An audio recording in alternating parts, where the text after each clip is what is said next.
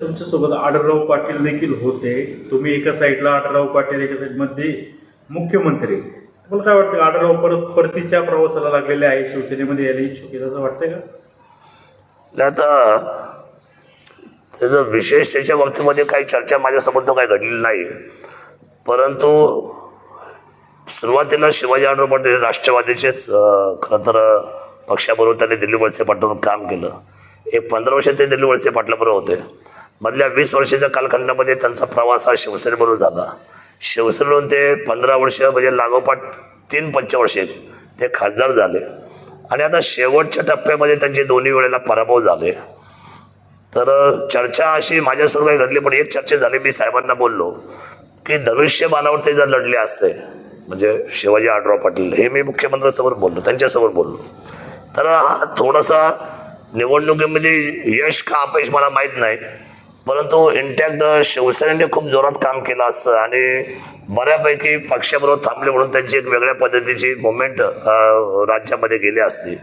परंतु ते ऐन टायमाला राष्ट्रवादीत गेल्यामुळे शिवसेना थोडी दुरावली गेली आणि राष्ट्रवादीच्या लोकांनी जसं म्हणायला पाहिजे तशा पद्धतीने शिवाजी आढळराव पाटलांना स्वीकारलं नाही. आणि ते आज चित्र आम्हाला कधीतरी त्या सगळ्या फ्लॅक्सवर पाहायला मिळतं. खेडला जी सभा झाली आता अजितदादांची, त्या सभेला शिवाजी आढळराव पाटलांना बोलवलं नाही. आणि दिलीप वळसे पाटलांच्या मतदारसंघामध्ये काही लोक त्यांचा फोटो टाकतात, काही टाकत नाही. जुन्नरला सुद्धा इथे तर आता जुन्नरची अशीच परिस्थिती आहे. म्हणजे हे धडसोड जे वातावरण त्यांच्या बाबतीमध्ये होत आहे, तर कदाचित याची नोंद त्यांनी मुख्यमंत्र्यांमध्ये वैयक्तिक बोलले असतील, कारण एक थोडीशी 5 मिनिटाचं बोलणं त्यांचं पर्सनली मुख्यमंत्र्यांबरोबर झालेलं आहे. आणि ते काय झालेलं आहे वास्तविक या बाबतीमध्ये तर ते त्यांना त्या दोघांमध्ये असेल.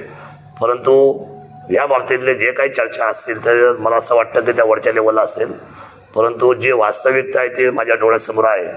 राजकारणामध्ये या सगळ्या गोष्टी होत राहतात आणि मला असं वाटत नाही की लोकसभा तोंडावर असताना नुकताच राष्ट्रवादीच्या चिन्हावर ते लढल्यामुळे ते खासदारकीच्या निवडणुकीच्या अगोदर असा काही निर्णय घेतला असं मला काही वाटत नाही.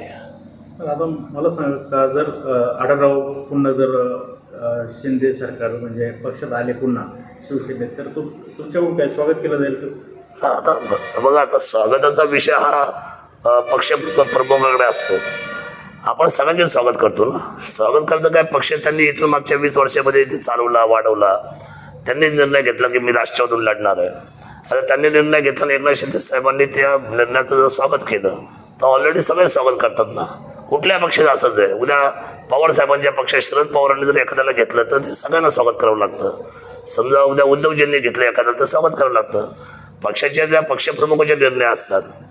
पण लोकसभा डोळ्यासमोर पाहता जे एवढी मोठी लढत शिरूरमध्ये झाली, त्या लढतीमध्ये शिवाजी आढळराव पाटील आज घड्याळाच्या चिन्हावर उमेदवार होते आणि आता खालच्या विधानसभा आता 2-3 महिन्यावर असताना इतक्या लवकर निर्णय होईल असं मला वाटत नाही. त्याच्यामध्ये चर्चा होऊन निर्णय होतील. अजितदादांना विचारावं लागेल, अजितदादा त्याच्यामध्ये काय निर्णय करतात, मग एकनाथ शिंदे साहेब काय सांगतात, तर या सगळ्या गोष्टी चर्चा करून होतील. तर ठीक आहे, आता महायुती आमची त्याच्यामध्ये चर्चा करून निर्णय काय करायचे ते करतील.